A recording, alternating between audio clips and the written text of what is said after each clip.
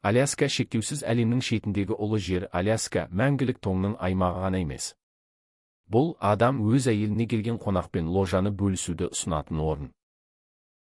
Бұл сізге жабайы дәстүр және ақылға сыйымсыз нәрсе болып көрінуі мүмкін, бірақ Аляскада бұл сіздің дүниетанымыңызды өзгерте алатын көптеген әдет-ғұрыптардың бірі ғана. Бұл, сіз осында тұрғаныңыз үшін, жыл сайын үкімет сізге $1000 төлейтін, сату салығы жоқ, және штат астанасына автомобильмен жету мүмкін емес жер. Мұнда заң ұйықтап жатқан аюды суретке түсіру үшін оятуға тыйым салады, ал сізден 30 шақырым жерде тұратын көршіңіз кейде өз отбасыңыздан да маңыздырақ. Себебі сіздің өміріңіз оған байланысты болуы мүмкін. Бұл, бір кездері тегінге жуық бағаға сатып алынған, бірақ араб шөлдерінен де бай болып шыққан әлем. Сіз жер шежіресі арнасын тамашалап отырсыз. Бүгін біз қатаң ережелер мен таңғажайып дәстүрлер аймағы Аляскаға аттанамыз. Біз адамдардың осы бір кездері ақылсыз болып көрінетін заңдар бойынша қалай және неліктен өмір сүретінін білеміз. Соның ішінде өзінің қонақжайлығымен таңғалдыратын әйгілі дәстүр де бар. Қауіпсіздік белдіктеріңізді тағыңыздар, өйткені сізді цензурамен табусыз әлем күтіп тұр. Әлемнің шетіндегі ұлы жер Аляска. Аляска шектеусіз әлемнің шетіндегі ұлы жер. Аляска мәңгілік тоңның аймағы ғана емес. Бұл адам өз әйеліне келген қонақпен ложаны бөлісуді ұсынатын орын. Бұл сізге жабайы дәстүр және ақылға сыйымсыз нәрсе болып көрінуі мүмкін, бірақ Аляскада бұл сіздің дүниетанымыңызды өзгерте алатын көптеген әдет-ғұрыптардың бірі ғана. Бұл, сіз осында тұрғаныңыз үшін, жыл сайын үкімет сізге $1000 төлейтін, сату салығы жоқ, және штат астанасына автомобильмен жету мүмкін емес жер. Мұнда заң ұйықтап жатқан аюды суретке түсіру үшін оятуға тыйым салады, ал сізден 30 шақырым жерде тұратын көршіңіз кейде өз отбасыңыздан да маңыздырақ. Себебі сіздің өміріңіз оған байланысты болуы мүмкін. Бұл, бір кездері тегінге жуық бағаға сатып алынған, бірақ араб шөлдерінен де бай болып шыққан әлем. Сіз жер шежіресі арнасын тамашалап отырсыз. Бүгін біз қатаң ережелер мен таңғажайып дәстүрлер аймағы Аляскаға аттанамыз. Біз адамдардың осы бір кездері ақылсыз болып көрінетін заңдар бойынша қалай және неліктен өмір сүретінін білеміз.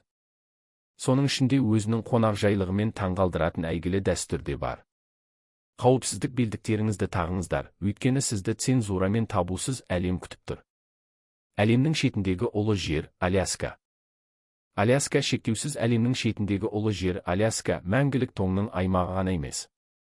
Бұл адам өз әйеліне келген қонақпен ложаны бөлісуді ұсынатын орын.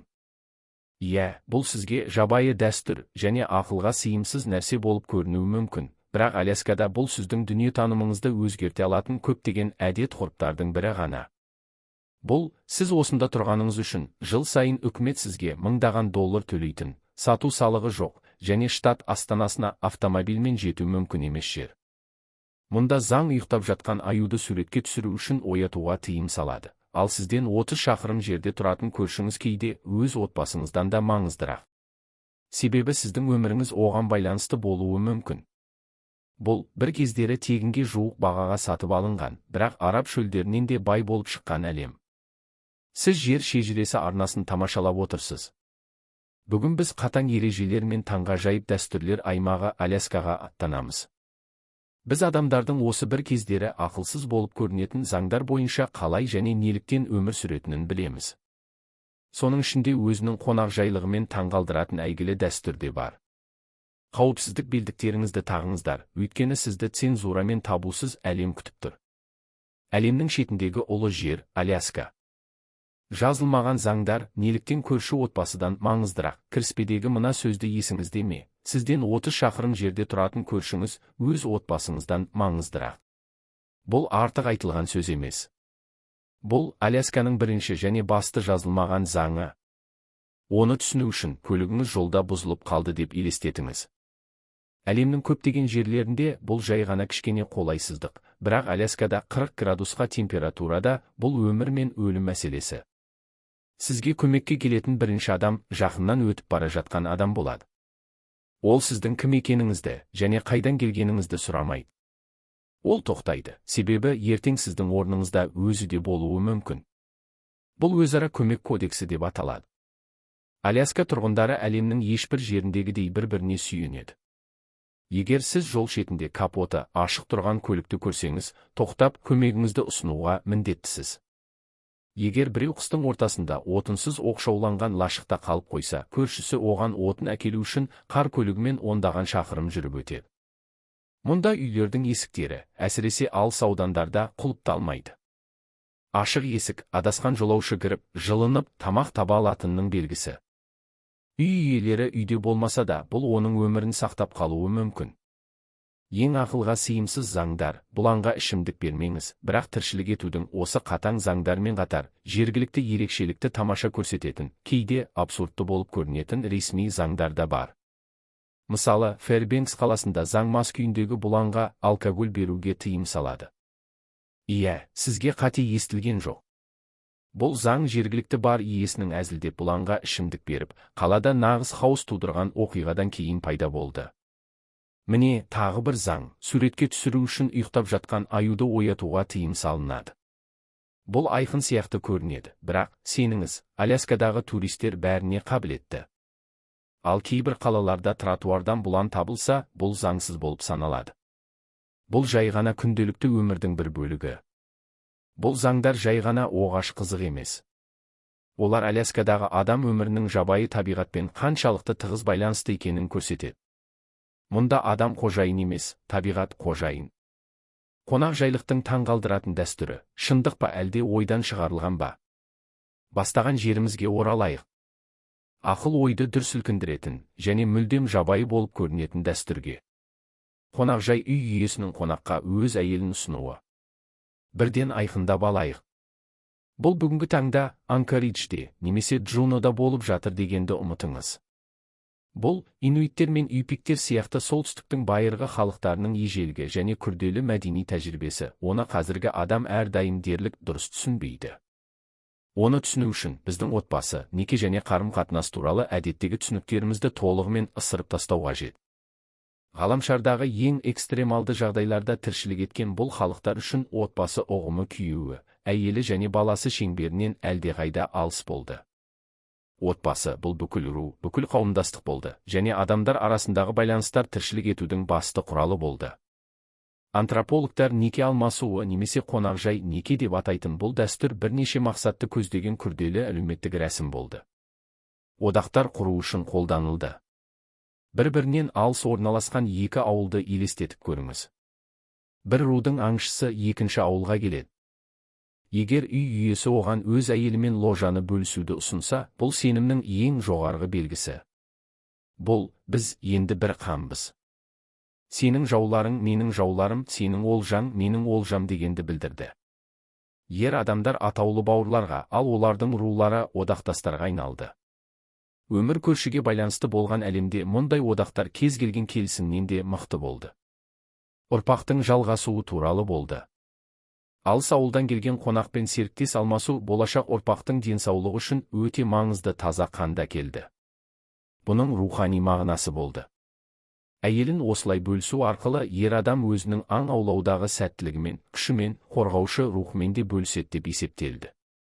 Бұл, терең символдық бірлесу актісі болды. Бізге жабайы тыйым сияқты көрінетін нәрсе басқа халық үшін тіршілік етудің негізі болуы мүмкін екенін түсіну маңызды. Бұл, Алясканы тек географиялық тұрғыдан ғана емес, сонымен қатар мәдени тұрғыдан да нағыз соңғы шебететін мәдени ерекшеліктер қабаты.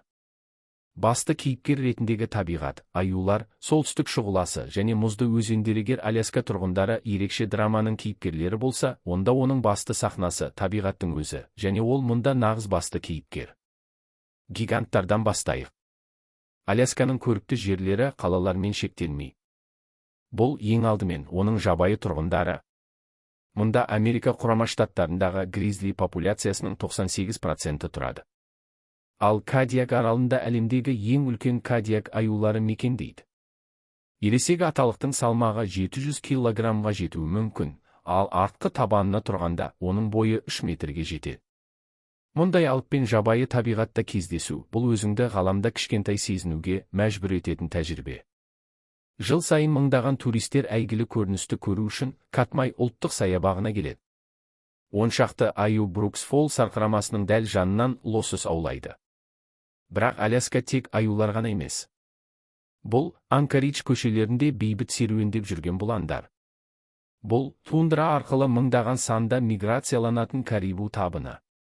Бұл қасқырлар және Америка құрама штаттарының символы болып табылатын, мұнда басқа штаттарға қарағанда көп кездесетін ақбас қырандар. Және әрине, лосось. Тынық мұхиты лососының 5 түрі жыл сайын уылдырық шашу үшін Аляска өзендеріне оралады. Бұл құбылыс бүкіл аймақтың өмірінің негізінде жатыр. Аюлар, қырандар, қасқырлар және адамдар. Барлығы оларды жыл бойы қоректендіретін лосостың келуін күтеді. Енді аспанға қарайық. Тамыз айының соңынан сәуірге дейін Аляска ғаламшардағы ең ұлы жарық шоуларының бірін солтүстік шұғыласын ұсынады. Фэрбенкс қаласы бұл ғажайыпты бақылауға болатын әлемдегі ең жақсы орындардың бірі болып саналады. Мүлдем қараңғы және мұзды түнді елестетіңізші, кенеттен аспан изумруд, күлгін және қызғылт түсті жарық жолақтарымен жарылып, толық тыныштықта сіздің басыңыздың үстінде билейді. Бұл көрініс шындықты қабылдауды өзгертеді.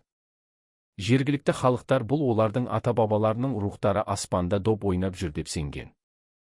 Мұны көргенде ғажайыптарға сене бастайсың. Соңында мұздықтар. Аляскада 100,000-нан астам мұздық бар. Бұл бүкіл әлемдегі қалған мұздықтардың жалпы санынан да көп. Бұл жай ғана қатып қалған су емес, таулардан мұхитқа қарай баяу ағып жатқан алып мұз өзендері. Кенай Фьордс ұлттық саябағында сіз 20 қабатты ғимараттың биіктігіндей мұз қабырғаға қайықпен жүзіп барып, автобус көлеміндей айсбергтердің құлаған даусын ести аласыз. Бұл көк мұз ғаламшардың 1000 жылдық тарихын сақтайды. Дәл осы жабайы және қол тимеген сұлулық Алясканың басты көрікті жері болып табылады. Бірақ адамды, табиғатты және ежелгі дәстүрлерді біріктіретін бір оқиға бар. Идитарод ит шана жарысы. Бұл жай ғана спорт емес, тарихқа тағзым. Жарыс 800 шақырым қашықтықтағы адам төсеген бағытты қайталайтын трасса бойынша өтеді. Дәл осы жолмен 1925 жылы кайурлар дифтерияға қарсы өмірлік маңызы бар сарысуды жеткізіп, бүкіл қаланы құтқарған болатын.